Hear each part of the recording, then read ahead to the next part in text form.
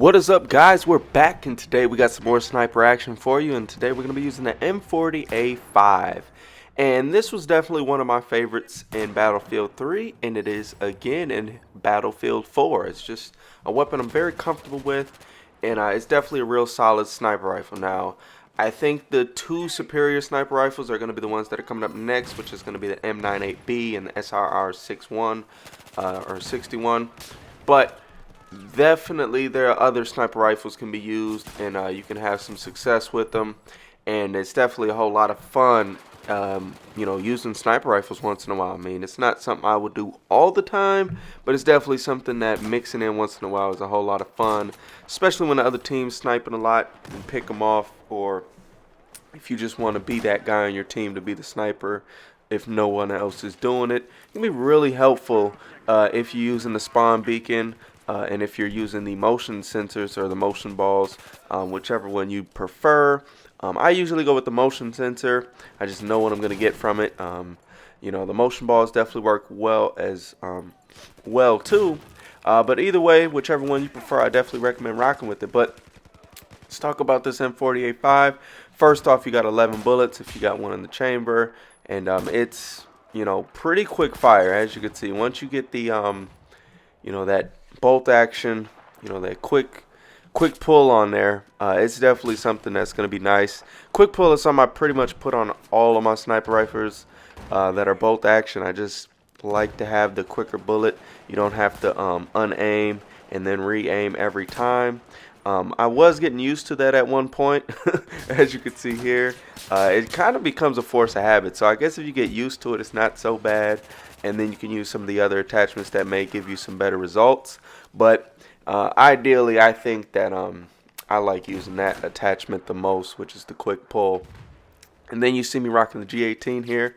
You may have heard me mention that before, where I don't recommend it for sniping, but actually, again, it depends how you play. Like, if you're going to be sniping and then the only way they're going to get you is if they come up close, and you can go ahead and rock the G18 and or the Shorty G or something like that. And then that'll, hopefully do well enough in your close range battles where you're not losing every single time.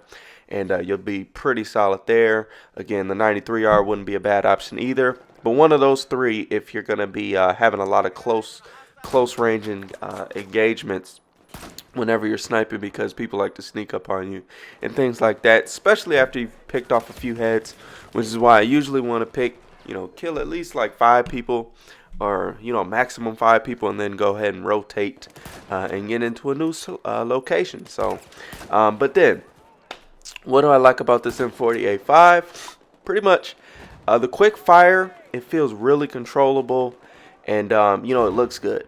I really do like the look of the gun, and it's just something I'm really comfortable with. I feel like I can get some really good shots with it and be on target a good majority of the time. And that's the most important thing with any sniper. Is not, how powerful the sniper is, how fast it shoots, and all those good things. Yes, those are important, but it's about how comfortable you are with the sniper, because if you can get headshots, it doesn't matter if you've got, as long as you got one of the snipers there. I think there are 2 that have a lower damage model than the rest.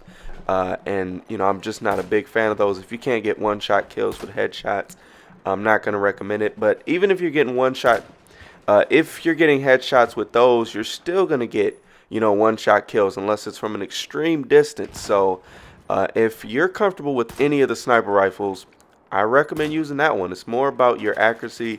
It's more about your aim, more so than anything else. You want to get as many headshots as possible. Body shots are cool, and you'll get a lot of assists. And sometimes, if they're already shot up a little bit, or if they're in the middle of engagement, you'll go ahead and get the kill. But headshots is definitely going to be where it's at. You're going to want to take just a little bit more time on your shot to get the headshot.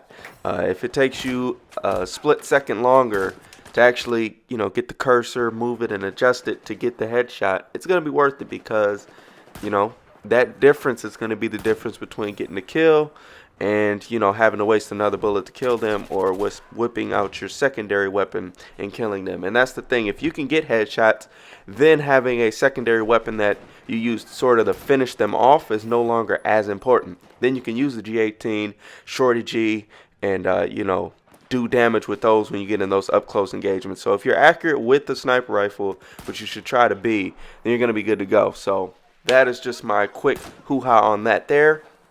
Now, what I want to talk about with the rest of this video is skill, KD, score per minute, and kills per minute, and those types of things, and why they matter and why they don't matter at the same time. It's kind of like something you got to take with a grain of salt, something that it is valid, but at the same time, you know, you got to look in deeper into these stats. And also, with that being said, they're just not the most important things in the world.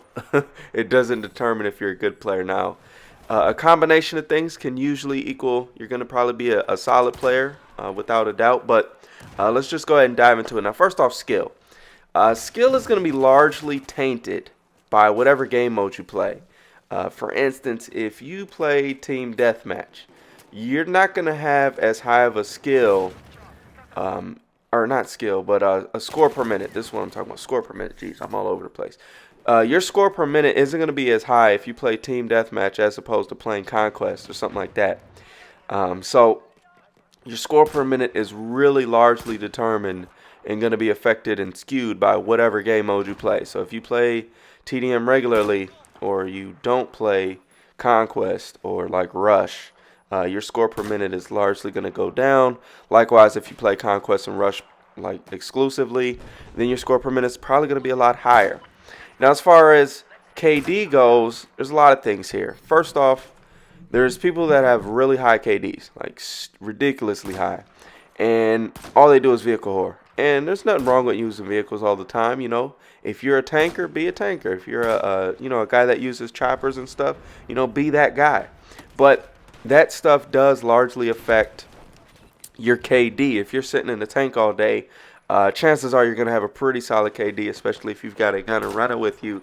Likewise, in any of the other vehicles. And another thing is, if you're playing with a bunch of buddies and they're all medics, a good chance if they're reviving you a lot, you can keep your KD up. So those types of things can really affect your KD. Now, as long as your KD is positive, you do want to have it at least above 1.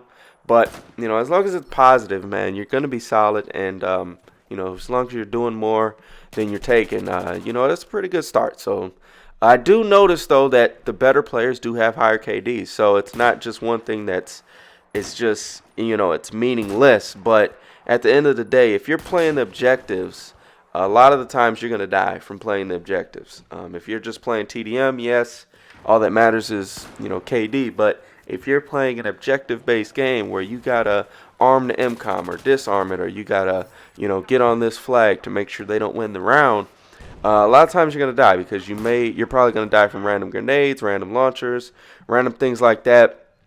And that's going to experience and leave you basically with a lower KD. Now, as far as your kills per minute, this is largely going to be affected by, again, if you're using vehicles, what game mode you're playing, and what kind of weapons you're using. If I'm using a sniper, I'm not going to get as many weapons as if I use a automatic weapon.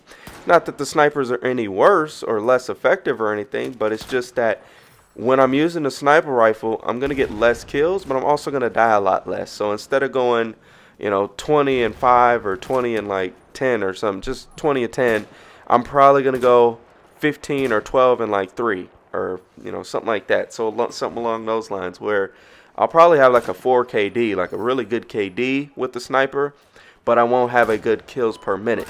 Likewise, if I use an assault rifle, I have a little bit lower KD, but I'll have a whole lot more kills per minute. So really depends upon your play style and things, and you can't really say one play style is better than another or anything like that. So I definitely recommend, you know, just kind of taking those things with a grain of salt whenever you're looking at those. And then skill. The skill is really random too. It's really, again, largely dependent upon how you do in the rounds, of course, and then which game mode you play is kind of tainted again, kind of like by the conquest and things like that, how much you're scoring. And then it's really random too. Sometimes you'll be at the top of the list with the most kills and the least amount of deaths, but your skill will go down like 4 points, and it's just like, what the heck? So I don't know. The skill is really random. You know, do I see some relevance between skill and how good a person is? Yes, but you know, it's not the biggest, you know, thing in the world. So I don't know, take that with a grain of salt as well. But that's my rant on that. I hope you guys enjoyed this video, and until the next time, it's your boy Monster Chappie. We gone.